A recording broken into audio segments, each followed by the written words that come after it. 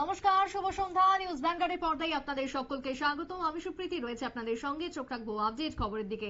শুরুতেই নজর রাখবো জেলার দিকে। তবে আজকে সিপাহীজলা জেলা, যেখানে বিশালগড়, বিশেষ করে আমতলী থানার অন্তর্গত শেকেরকোট দারোগাবাড়ি এলাকায় এক মহিলার রক্তাক্ত দেহ উদ্ধার ঘটনা স্থলে আমতলী থানার পুলিশ। মাফ করবেন, যে ছবি আজকে ধরা পড়ছে আমতলী থানার অন্তর্গত শেকেরকোট এলাকা দারোগাবাড়িতে রক্তাক্ত দেহ উদ্ধার হয়েছে এক মহিলার। ঠিক কি বক্তব্য উঠে আসছে পুলিশের ঘটনা প্রসঙ্গে শুনুন।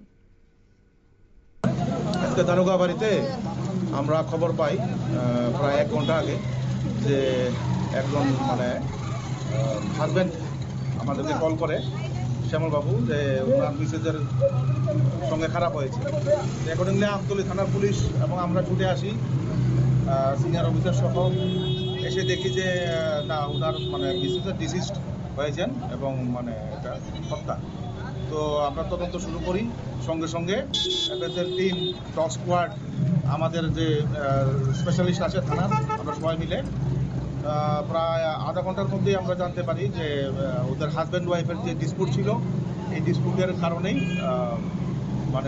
হাজব্যান্ড স্বীকার করেছে আমাদের কাছে তদন্তে যে ওই কাজটা করেছে। তারপরে লিডিং টু ডিসকভারি হয় গেজেটেড অফিসারের সামনে এবং মার্ডার ওয়েপনটাও আমরা উদ্ধার করি। এখন বাকি কাজ চলছে, ইনভেস্টিগেশনও চলছে। হ্যাঁ, আসামি গ্রেফতার করে আমরা থানায় পাঠিয়ে দিয়েছি। স্যার, যিনি মারা গিয়েছে ওনার নাম কি? স্বপ্না দাস। বয়স কত হবে স্যার? রানী দাস, 58। জায়গাটার নাম কি স্যার? ওনার নাম হচ্ছে শ্যামল চন্দ্র দাস, হাজবেন্ডের নাম। আর জায়গার নাম দারোগাবাড়ি। স্যার, কি কারণে এই হত্যা করা হয়েছে আপনারা কি? একটা ফ্যামিলি ডিসপিউট ওদের মধ্যে প্রায়ই লেগে থাকতো, যেটা পাড়া প্রতিবেশী ছেলে এবং যে অ্যাকিউজড, ওনারও নিজেরও কথা যে সাধারণ ইলেকট্রিকের একটা লাইন ডিসকানেক্ট করতে যাওয়াতে হাজব্যান্ড এবং ওয়াইফের মধ্যে আগের মতোই মারধর হয় এবং এই ভাবেই মেরে লাঠি দিয়ে বাকিটা আমরা ইনভেস্টিগেশন চলছে।